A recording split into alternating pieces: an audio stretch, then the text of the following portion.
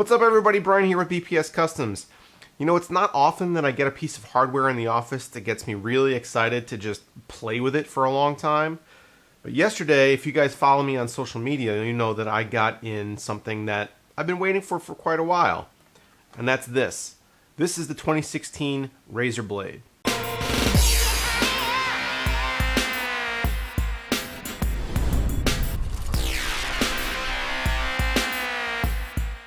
Now the Blade that I ordered isn't the absolute top of the line model, but I did max out everything except for the storage. I went for the 512 gigabyte version instead of the 1 terabyte version. But this is a refresh of the early 2016 Razer Blade, which came with a GTX 970M. But all the other specs are basically the same. It comes with an i7 6700 HQ. It comes with 16 gigs of onboard DDR4 running at only 2133, but that's okay. And it comes with a great 14-inch QHD touchscreen. Now the resolution on this isn't actually 1440p, but it's 3200 by 1800, making this one of the highest density DPI laptops that you could buy. I know that there are plenty of 4K laptops out right now, but same thing with phones. I kind of feel like on a screen that small, it's almost a waste of pixel density. When you're dealing with a 14-inch screen, 3200 by 1800 is more than enough pixels where you'll never see any of them. And the color accuracy and the touch-enabled IGZO display is brilliant. Now the Blade also does come in a 14-inch 1080p version with a matte finish screen. I opted for the higher resolution. I think that because I'm going to be doing a little bit of video editing on this on the go, it's going to be better for me to have that. But if you're just going to buy it for gaming, because it is marketed as a gaming laptop, 1080p is probably going to be more than enough, because the games you're going to be running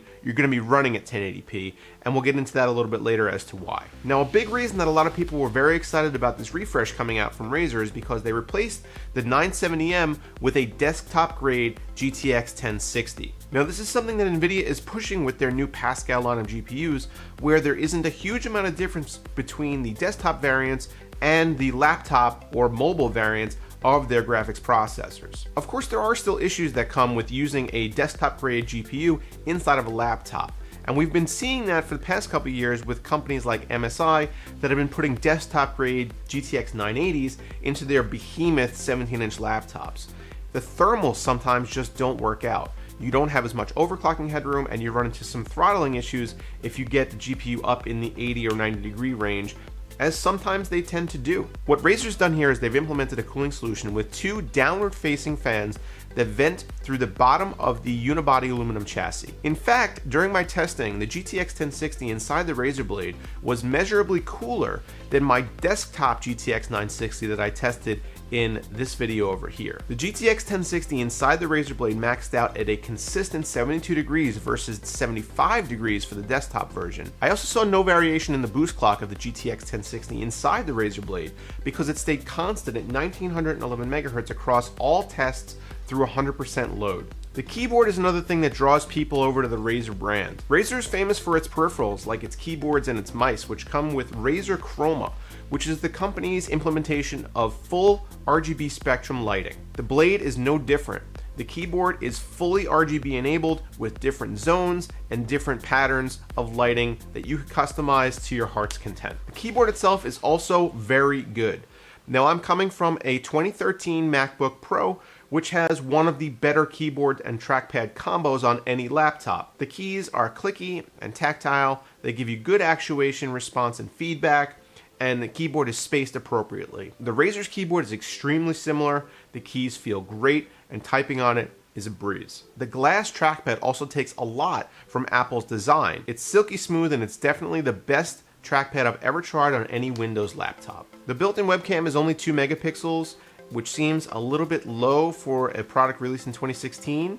So let's check it out right now. All right, so I'm here in my very well-lit kitchen recording an audio and video sample of the Razer Blade's built-in webcam. Now, I can't judge how the audio is until I play it back in real time in editing, but from what I'm looking at on the screen as far as video quality goes, it looks pretty good. From everything I've heard, the audio is supposed to be good, so we'll see. But from appearances, this would be definitely something that would be really useful as far as Skype and Google Hangouts and things of that nature. Actually, much better than the webcam I was coming from with my 2013 MacBook Pro, which was a decent webcam. This actually looks really solid. Razer claims about 5 hours on a charge for normal use.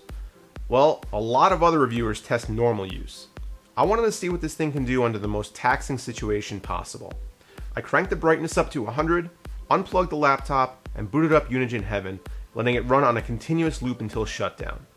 The result? Only 49 minutes.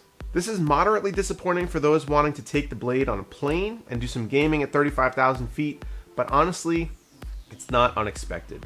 The Razer Blade trades in the unwieldy, bulky, and heavy designs of many other gaming laptops for this gorgeous, unibody, matte black aluminum chassis with obvious callbacks to what I think is actually the sexiest laptop of all time, the 15-inch MacBook Pro.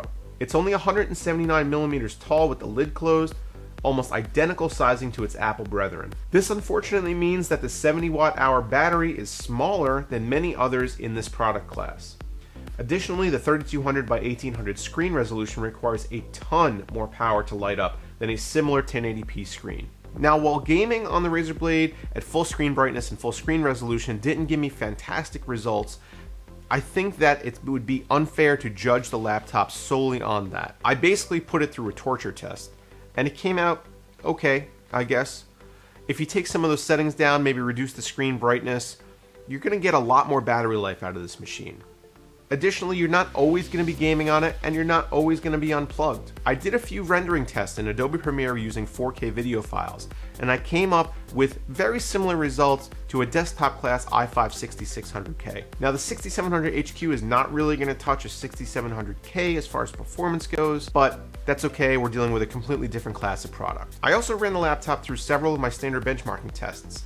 So let's take a look at those results. Now, while Nvidia is claiming its mobile 1060 is basically the same as its desktop 1060, these results do show a little bit of a performance drop. In Firestrike, our graphics score was 11,260, which is about 2,000 points lower than the desktop 1060. The overall system score is pretty good, indicating that the 6700 HQ does pull its weight. The physics test was getting about 30 frames per second. Obviously, Firestrike Extreme is going to stress the system a lot more, and the numbers are expected to be lower.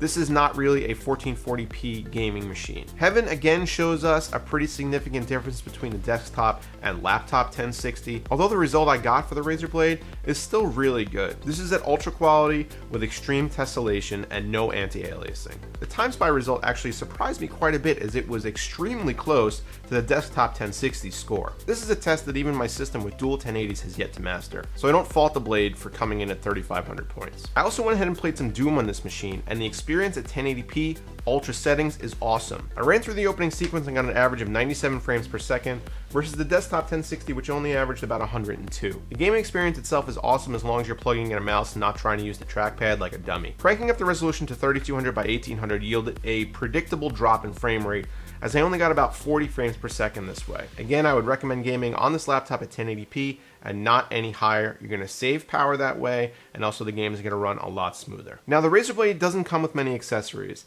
It comes with the charging brick, and that's it. So if you guys were hoping that it was going to come with a whole bunch of bundled goodies, you're kind of out of luck there. I would definitely recommend putting a skin on this laptop as soon as you possibly can.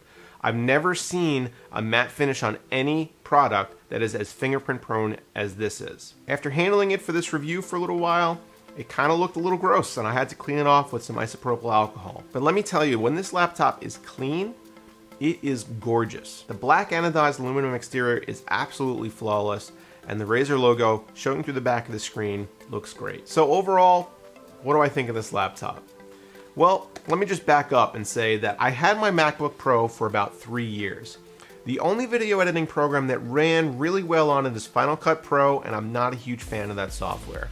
Adobe Premiere is my video editing program of choice, and it only runs okay. I needed something that was a more portable, more powerful video editing solution, and also something that I could potentially game on if I go away on vacation or something along those lines. This laptop is absolutely perfect. It's not even 4.5 pounds.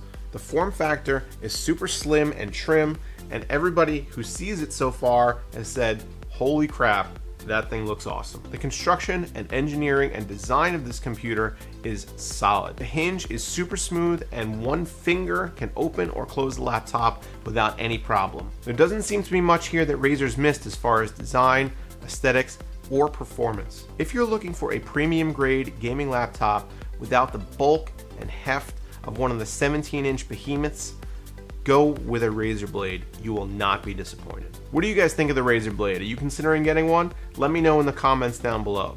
Also, don't forget that this button up here exists where you can subscribe to the channel, so please do so, and also click that like button. Thanks for watching, guys. As always, I'll see you in the next one.